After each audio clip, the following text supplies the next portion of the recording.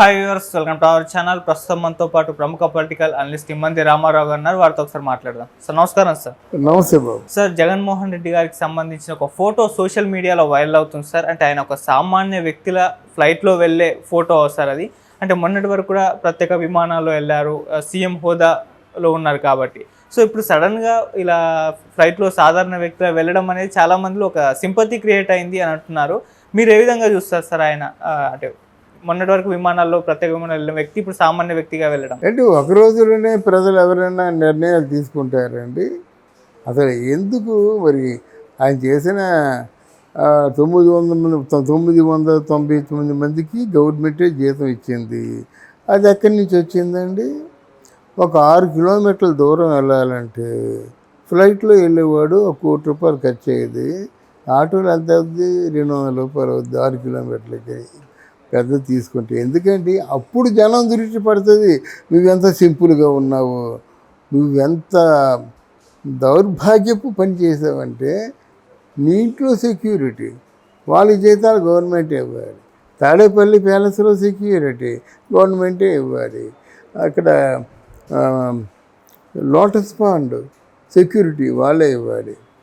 నీ కూతుర్లు అక్కడ లండన్లో చదువుకుంటే నీ కూతుర్లకి సెక్యూరిటీ కంటిన్యూస్గా 365 days నీ కూతుర్లకి సెక్యూరిటీ. ఈ డబ్బు గవర్నమెంట్ డబ్బులోంచి ఇవ్వాలి. ఇంత కుటిలమైన రాజకీయం చేసి ఇంత కుటిలంగా ప్రజాధనాన్ని ప్రజల నోటి దగ్గర కూడి తీసుకుపోయిన తర్వాత ఆయన అనుకున్నట్టుగా సింపతి రేజవుద్దా? ముందు కక్కించండి. ఇప్పుడు 26 జిల్లాల్లో 26 కార్యాలయాలు పెట్టుకున్నాడు. ఆయన ఆక్రమించి కొంచెం అయ్యో పాపం అన్నీ పోయినాయి అనుకుంటాం, కానీ ఏమీ లేదు కదా, పోలేదు కదా ఆయన.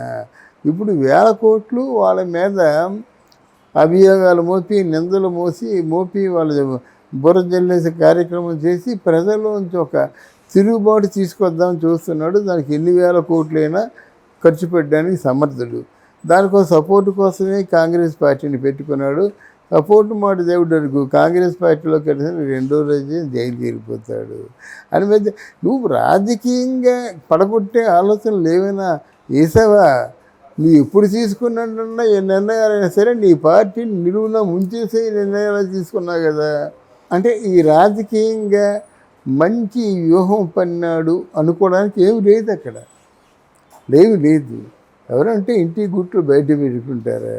ఎవరైనా చేస్తే ఇంత అనుభవం ఉన్న చంద్రబాబు నాయుడిని మన రాజమండ్రి జైల్లో వదిలేస్తారా?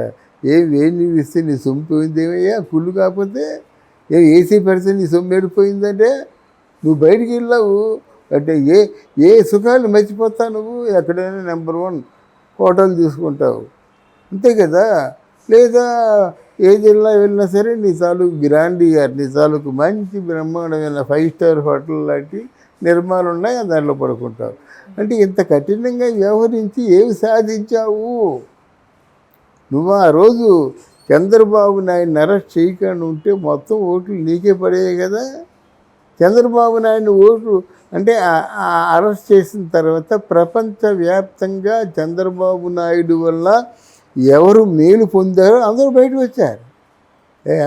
మేము ఉద్యోగాలు చేస్తున్నామంటే ఈరోజు చంద్రబాబు నాయుడు తాలూకు చలవ చెప్తున్నారు కదా. బెంగళూరు నుంచి, అమెరికా నుంచి, సింగపూర్ నుంచి ఎంతమంది 86% ఓటర్లు వచ్చారంటే because of the Chandrababu Naidu sincerity. నువ్వేమనుకున్నావు? చాలా తెలివిగా వ్యూహం పనిచేశాను, ఈ దెబ్బతో మాకు లోపల కొట్టేయనమని చెప్పాడు. ఈయనే కాకుండా రఘురామరాజు గారు చెప్పింది ఏంటంటే అక్కడ జైల్లో చంపిమని చెప్పాడు. ఆయన చెప్పాడు, రఘురామకృష్ణరాజు చెప్పాడు.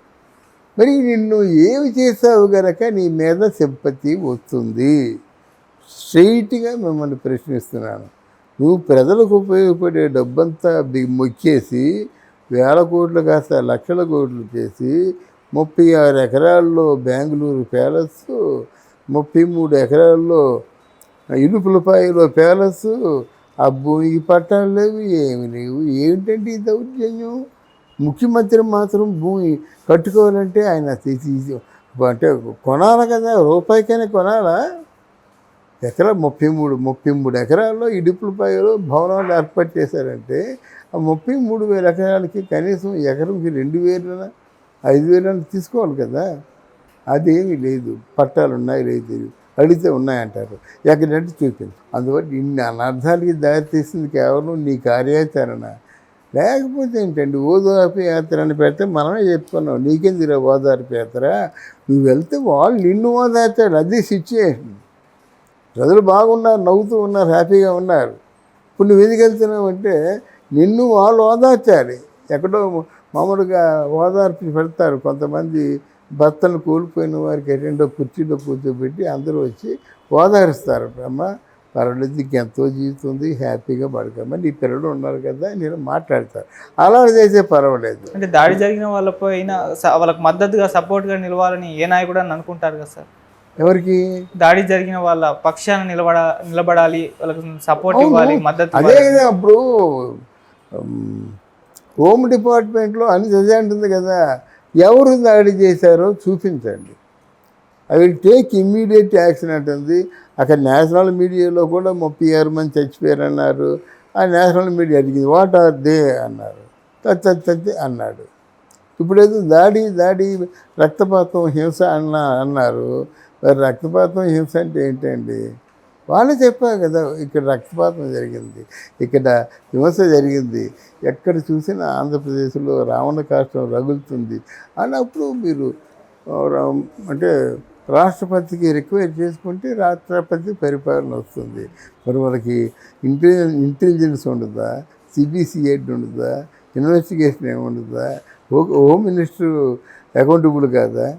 ఎందుకంత ఇమ్మెచ్యూర్గా ఆలోచిస్తారు? వీళ్ళందరూ అకౌంటబుల్ కదా.